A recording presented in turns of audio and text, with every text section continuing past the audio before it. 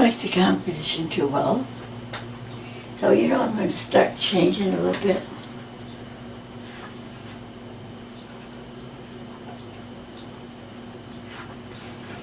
Connect these two.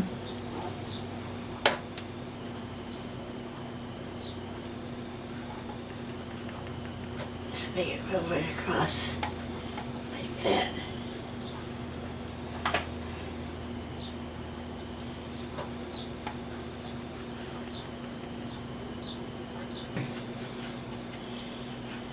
More direct it.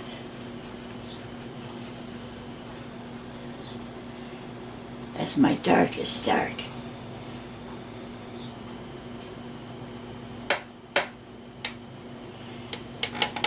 This here can be one of those clouds that I'll put white on, probably up in the air.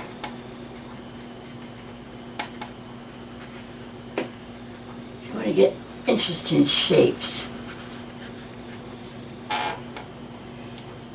That's a little more interesting shape. This, okay, and this here, like this, with little tiny, smaller clouds down here.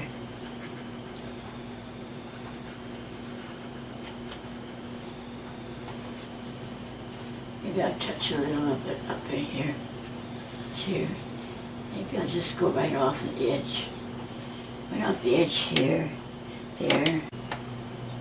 I don't like the composition too well. So I'm going to start changing a little bit.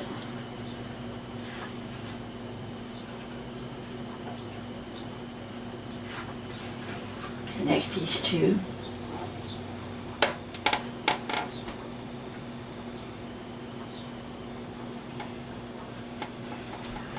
Bring this over here. More direct it. One of those clouds that I'll put white on, probably up in the air. Here's my big brush.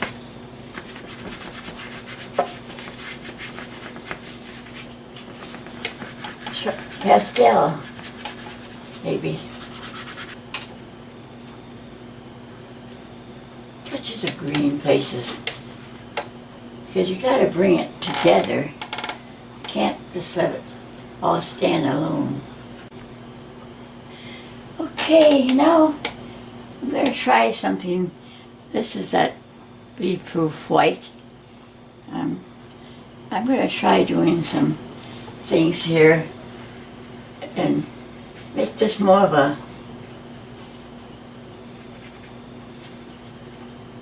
white cloud up in here.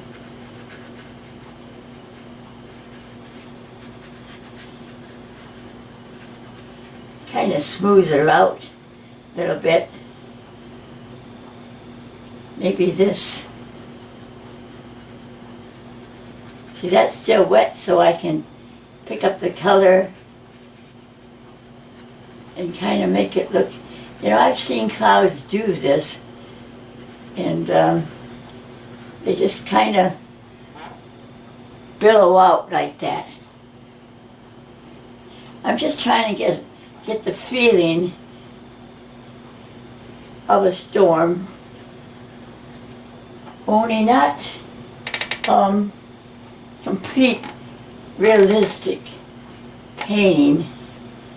I kind of like to have a big white cloud in here. If I don't like it, I can always change it. But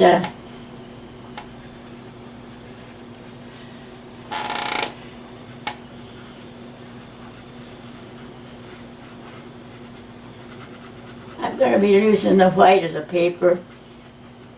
Sometimes you can leave it, and other times I like to lose it. I know the people that like to paint with just white showing. That's okay for them if they want to, but I kind of like to add white to it. Now you can always paint over the white. Don't forget that. And I'm going to bring in something down here. I'm not sure. That's white paper there. Well, it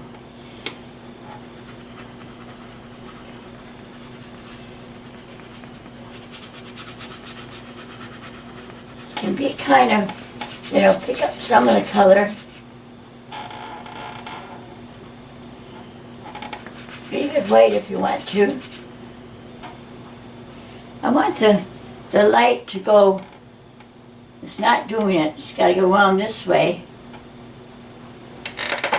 Your eyes have to follow it. And let's see now, say on this dark cloud, there's just a little butt of white. I can smooth it out. And maybe down in here there's a few white clouds. This is going to be kind of a wild storm, I'd say. But when I was young, they always frightened me. But now, here I am 93, and I think they're fascinating. I love to see a storm, and I can see it real good from my bedroom window. Really can. And the clouds they just kind of form, and they change all the time, and it's just like this painting changing all the time, and this is really stormy looking. Okay, I looked it over, and there's things I'm going to have to change, and this brush has got a lot of water in it, but I kind of like to make this kind of more subdued right in here.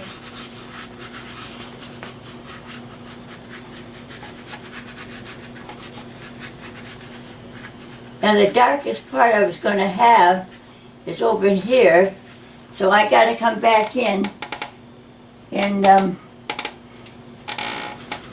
this might just be beginning of the storm, so I'm going to kind of mute that down. And I want to bring in some really dark colors. Now when you mix blue and purple together, you almost need a touch of brown to go dark. And I want to make a cloud that comes across here like this.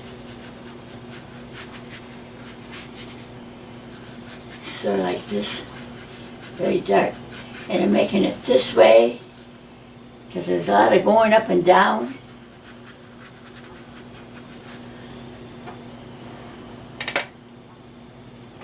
I'll have to pick up a different brush, because I don't like it a bit. I've seen him do that. I've seen the clouds just do that, they just kind of go up and the white shows. See, that's kind of running down into my others, but I can fix that. But I want this to be the dark area right in here.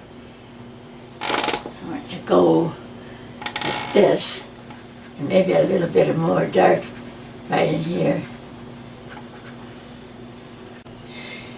I have some oil pastel, and I just thought maybe I'd bring in some marks. You can't paint over this once you put it on. You can't, but you can paint, you can put it on over watercolor, you can put it on anything, and it will just stay there. You never lose it. And I just want to get a few lines in there, and maybe a little bit of pink down here too.